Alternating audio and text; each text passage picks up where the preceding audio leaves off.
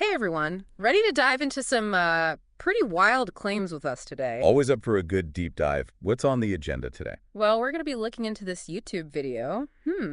It's causing quite a stir online. Oh?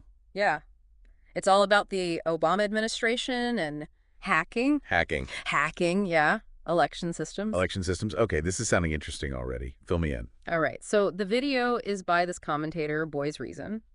He's posting from Jacksonville, Florida. Okay. And he claims to have, get this, undisputed evidence that Obama's Department of Homeland Security was trying to hack into state election systems. Wow. Hacking allegations against a former president, that's a big one. He even suggests there could be criminal charges. Hold on, before we go any further, who is this Boys Reason guy? What's his deal? Well, from what I've gathered, he seems to lean towards a more conservative viewpoint. Okay. And he's definitely not a fan of the mainstream media. Not a fan, huh? Yeah, in fact, he actually claims that the mainstream media has been completely silent on this whole thing. Interesting. So right off the bat, we need to remember that we're only getting one perspective here. Right. And that perspective may have some built-in biases, right? Right. It makes you think, what's the real goal here? Is he trying to expose some sort of wrongdoing? Or is there like a bigger agenda at play? Exactly. And that's why we're taking a deep dive into this. We want to unpack his claims, see what we can make of them. Sounds like a plan. Let's hear it. Okay, so according to Boys Reason, Obama's DHS tried to hack into election systems in several states. Okay. Including Georgia. Like, get this. 10 times. 10 times. 10 times. He also mentions Kentucky and West Virginia being targeted. Okay, so multiple states allegedly targeted. And this all supposedly happened after the 2016 election, but get this, before the votes were certified. After the election, but before certification. That's a very, very specific time frame. It is. It's almost like he's setting a stage, right? Trying to create this sense of urgency, of intrigue. Yeah, he's not holding back. So where's he getting this information from? What are his sources? He cites the Diggly Post and the Daily Caller. The Diggly Post and the Daily Caller. You probably know the Diggly Post for its conservative commentary. Right. And the Daily Caller leans right too, but they're considered more of a news outlet. Okay, so more right-leaning sources. Important to keep that in mind. Definitely adds another layer to this whole thing, doesn't it? It does. It does. Now, what about evidence? Does Boys Reason actually offer anything concrete to back up these accusations? Well, he brings up Georgia's Secretary of State, Brian Kemp. Okay. Kemp has publicly criticized Obama's push to make election systems part of what's called federal critical infrastructure. Right. Designating them as essential national assets that need this extra level of protection. Exactly. I remember that debate. So Kemp, who's a Republican, was not on board with that federal oversight. So we're seeing some political maneuvering here already. But how does Boys Reason connect that to the hacking allegations? Yeah, that's what I'm wondering. Well, he claims that these alleged hacking attempts were a direct violation of federal law, specifically something called Title 18 of the Federal Code. Title 18, that's the one that deals with computer crimes. That's it. He even says that Obama and anyone else involved could face fines or up to 20 years in prison per offense. Whoa. 20 years. That's a hefty sentence. He's really raising the stakes here. He is. But we have to remember, right, we're talking about allegations here, not convictions. True. Big difference. You need solid evidence to actually prove a crime, not just claims and speculation. Right. So what else does he say? Well, he really emphasizes, repeatedly, the lack of mainstream media coverage on this. It's almost like he's suggesting some kind of cover-up. That's a classic tactic, isn't it? Is it? Yeah. By saying that the mainstream media is ignoring the story, he positions himself as like this lone voice of truth. The one brave enough to speak out against the establishment, you know? It's a way to kind of bolster his own credibility and get people to question the official narrative. And it's definitely working on some people. His video has tons of views and comments. People are fired up about this. Oh, yeah. But before we get swept up in the outrage, let's take a step back. Okay. Let's apply some critical thinking here. Good idea. And the first question we need to ask is, what's missing from this picture? We're only getting one side of the story, right? Yeah.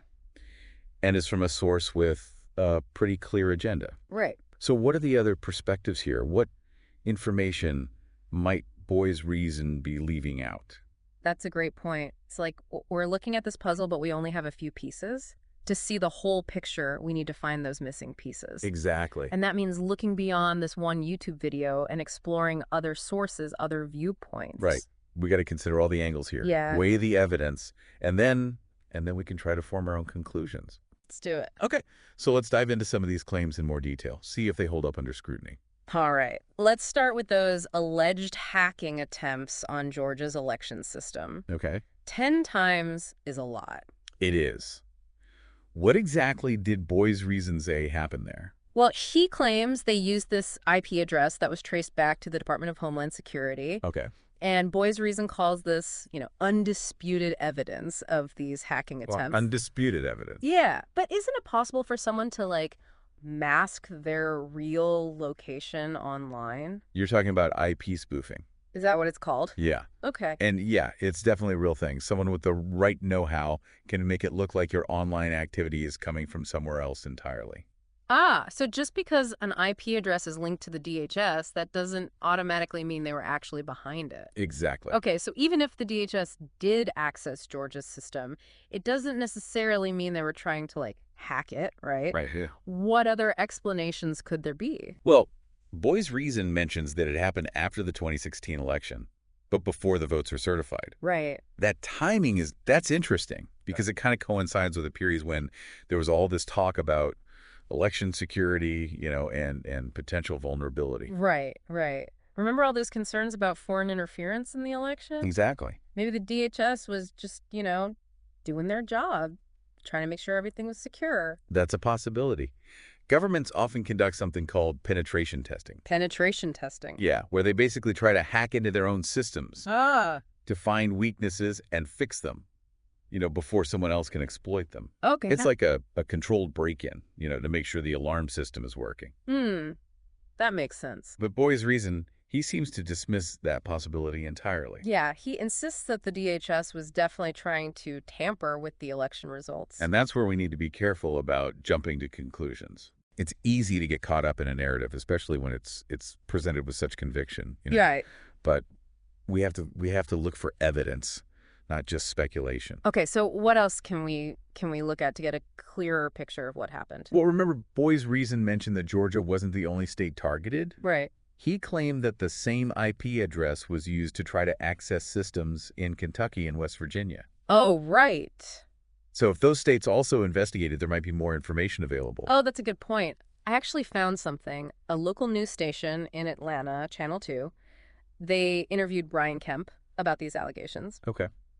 And he confirmed that the DHS did access Georgia's election system multiple times. Okay. But he insists it was all part of a security test, not a hacking attempt. That's a pretty significant piece of the puzzle, right? Right. We've got the Secretary of State, who's directly involved in election security, saying that it was a legitimate security test. Right. That kind of lends a lot of weight to the idea that the DHS wasn't trying to do anything, nefarious. It does. And it gets even more interesting.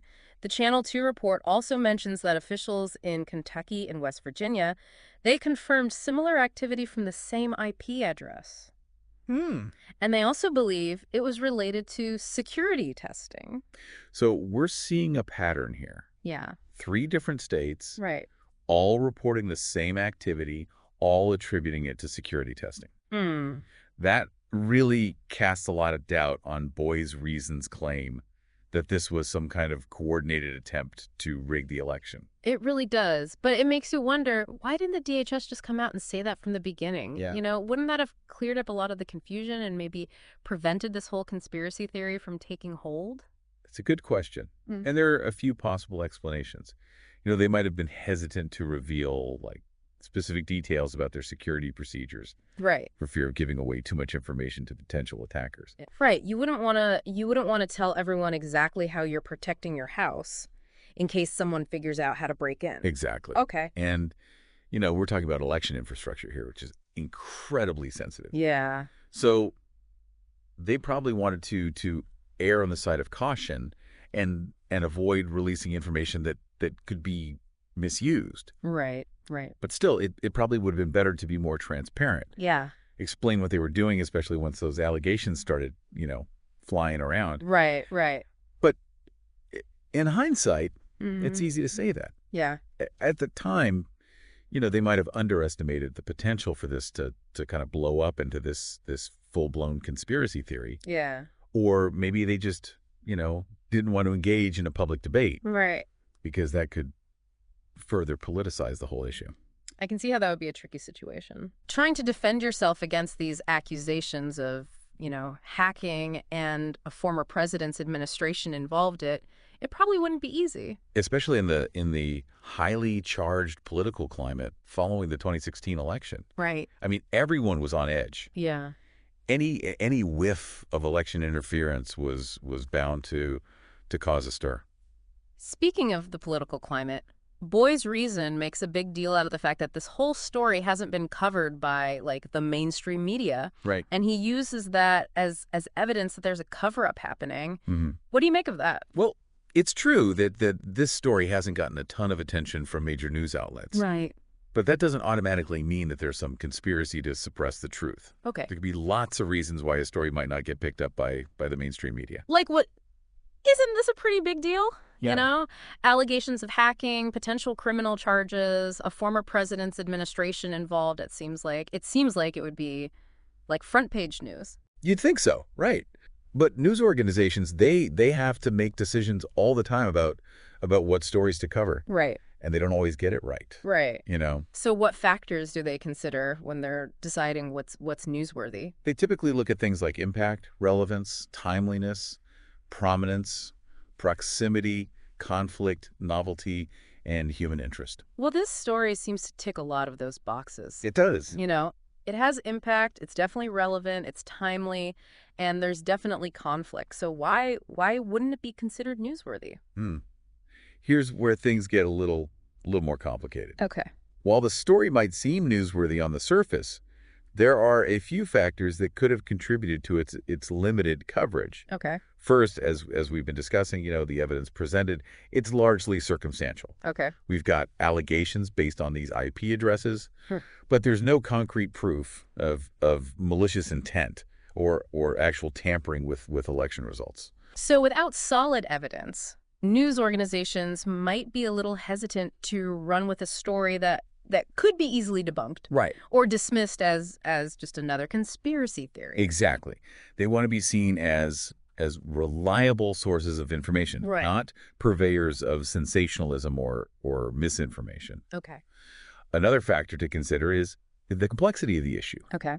Election security it's a highly technical topic. Right. And it can be pretty challenging to explain those complexities to a general audience in a way that's both accurate and engaging. Right. So news organizations might shy away from stories that require a lot of technical explanation or background information. Exactly. They want to keep things simple and easy to understand. Right. For their viewers or their readers. Okay. And remember, news outlets are businesses too. Oh, right. They need to attract an audience. Right. To keep them coming back. Right. And stories that are too complex or too controversial, they might not be seen as commercially viable. Oh. So it's possible that the lack of mainstream media coverage isn't necessarily a deliberate attempt to suppress information. Right. It's maybe more like a combination of factors. Right. Related to the evidence, the complexity, and just news judgment. Exactly. It's a lot more nuanced than just, crying cover up. Right. And it's a good reminder that we shouldn't always take things at face value. Okay. Especially when it comes to claims of media bias or censorship. So we're starting to see how this story, while potentially explosive, right, it might not have met the bar for widespread mainstream media attention. Right. But that doesn't mean it's not worth exploring, right? No, not at all. We've been uncovering some interesting details Yeah. and raising some important questions about election security and the challenges of navigating information in the digital age. Absolutely. And this is just one example of how a story can circulate online. Right. Generate all this buzz. Yeah. Without necessarily being picked up by major news outlets. Mm-hmm. It really highlights the importance of critical thinking and media literacy in today's world. We can't just blindly accept everything we see or hear, especially online. We have to be savvy consumers of information. Right. Learn how to distinguish fact from fiction. Precisely. Yeah. And that's what we're trying to do here on the Deep Dive, to help you develop those critical thinking skills and become more discerning consumers of information. So what have we learned so far from our deep dive into this alleged hacking scandal? Well, I think we've seen how a single source, like a YouTube video, can present a very specific narrative Right. and potentially influence people's perceptions. Yeah. We've learned the importance of considering source bias, Right. evaluating evidence, Yeah. and seeking out multiple perspectives.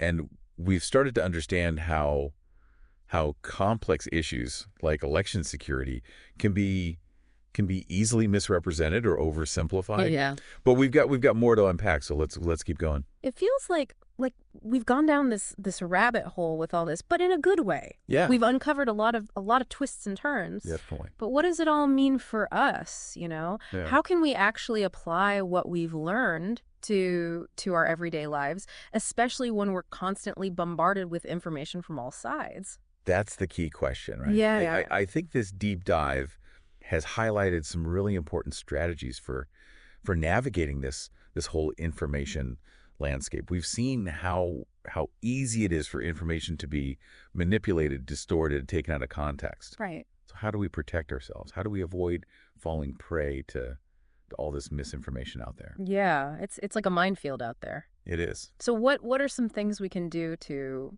avoid those pitfalls? Well, I think the first step is to be aware of our own biases. We all have them, whether we realize it or not, right? Right.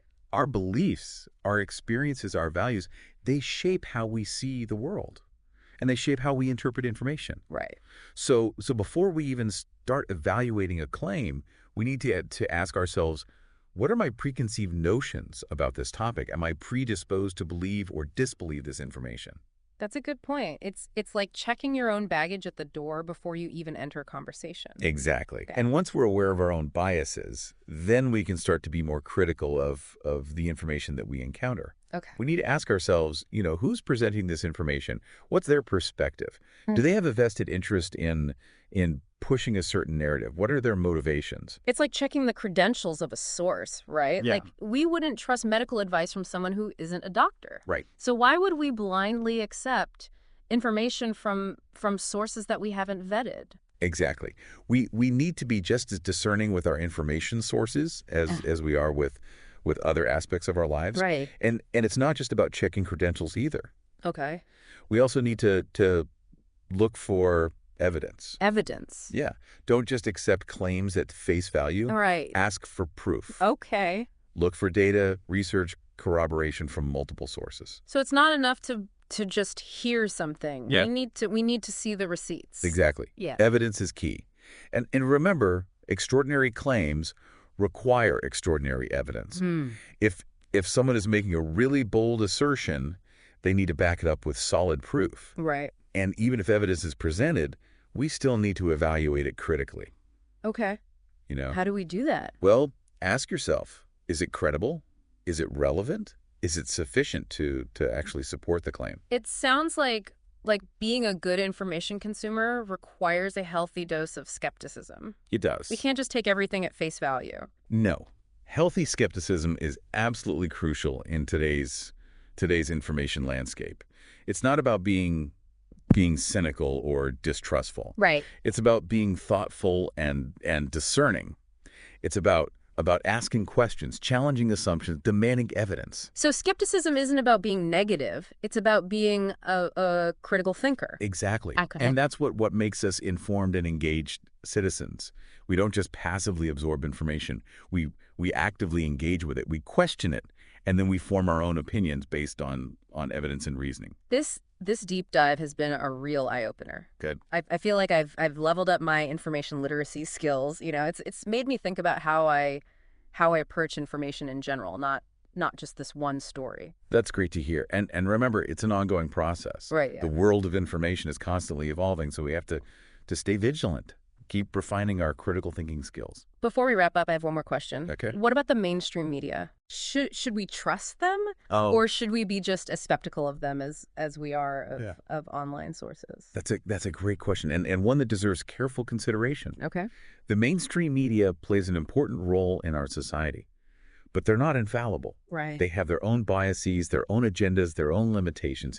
It's essential to be aware of those factors and approach their reporting with the same critical thinking skills that we apply to any other source of information. So it's not about blindly trusting or distrusting any particular source. It's about being aware, being discerning, and applying those critical thinking skills to everything we consume. Well said.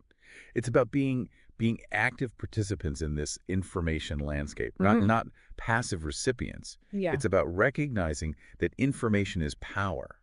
And we have a responsibility to wield that power wisely. That's a powerful way to put it. This deep dive it's been a fantastic journey of discovery. Yeah. I feel more confident, more empowered to navigate the world of information now. Any final thoughts for our listeners as we wrap up? Yeah. Stay curious, stay skeptical, and always keep learning. The world of information is vast, it's constantly changing, and it's up to us to approach it with open minds and those critical thinking skills. Excellent advice. And remember, if you ever feel overwhelmed by the information overload out there, take a deep breath, apply your critical thinking skills, and remember that we're all in this together. Thanks for joining us on The Deep Dive.